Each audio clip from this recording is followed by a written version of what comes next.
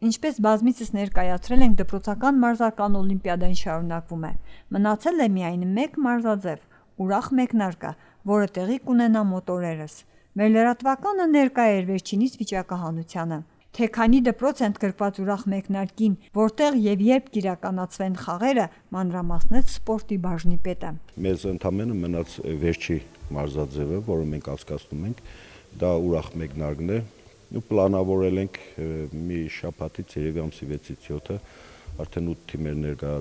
հայտ են ներկայացրել։ Դեռ պարզ չի անցկացման վայրը, դե կորոշենք, տեսնենք։ Երևի թե մեր մարզադահլիճում տեսնենք ինչպես հարմար կլինի, եթե ազատ լինի մարզադահլիճում, քաղաքի մարզադահլիճում կասկածենք։